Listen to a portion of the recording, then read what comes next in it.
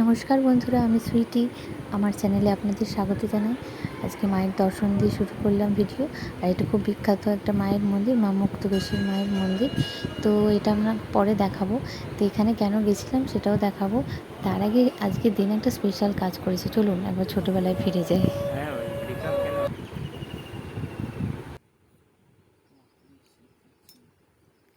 এই দেখুন, তাল শাঁস কে কে খেয়েছেন আগে বলুন। গ্রামে গঞ্জে যাদের বাড়ি তারা খায়নি এমন হয়নি।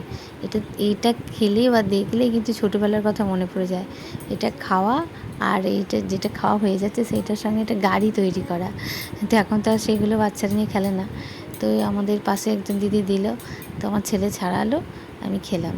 মানে কিছু কিছু কাজ ওকেও তো করতে দিতে হয়, সবটাই পারবো না, পারিস না বললে হয় না।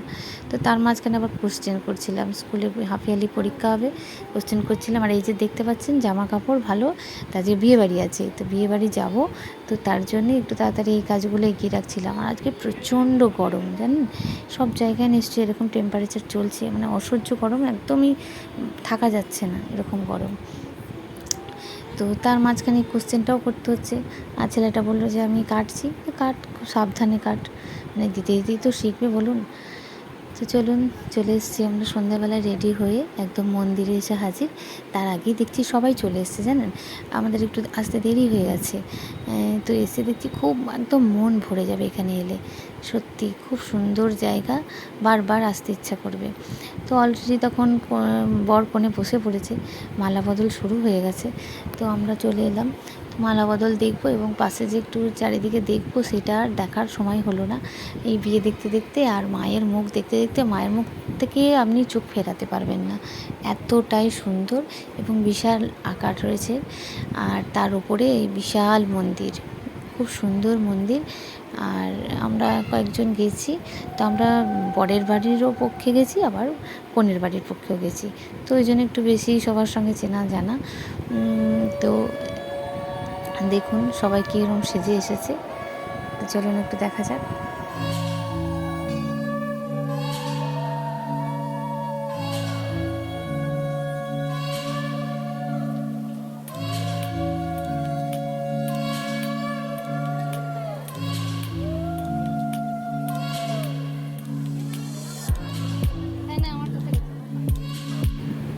তো এই যে মায়ের মন্দিরের কথাটা বলছিলাম না প্রথমে, এটা খুব বিখ্যাত জানেন। এটা আপনি ওই কারেন্ট অ্যাফেয়ার্সের বইগুলোতেও পাবেন এর নাম।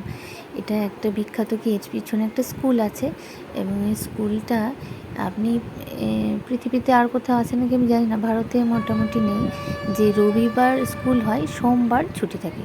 আমরা যে সাধারণত যেসব স্কুলগুলো রয়েছে রবিবার আমরা ছুটি পাই, আর সোমবার আমাদের স্কুল স্টার্ট হয়, কিন্তু এখানে কিন্তু স্কুলটা রবিবার কিন্তু স্কুল হয়, সোমবার ছুটি। তো এর জন্য এটা বিখ্যাত এবং বইতে নামও আছে। অনেকটা বড়, হ্যাঁ, এবং পিছন দিকগুলো অনেকটা করে জায়গা আছে। অনেক মানুষ একসঙ্গে কিন্তু এখানে আসতেও পারবেন। আর এখানে রীতিমতো ভিড়ও হয় খুব। সামনেটা খুব শান্ত শিষ্ট, বেশ বাগান মতো রয়েছে, মাঠ রয়েছে, এবং খুব ভালো লাগবে এখানটায় এলে। তো সত্যিই মনটা ভালো হয়ে গেল এসে জানেন। অতিরিক্ত গরমে ভালো লাগছিল না বাড়িতে। তো এইভাবে যদি আমরা বেরিয়ে আসি বাড়ি থেকে, একটু দূর পায়ে এসে দেখবো কত সুন্দর সুন্দর জায়গা।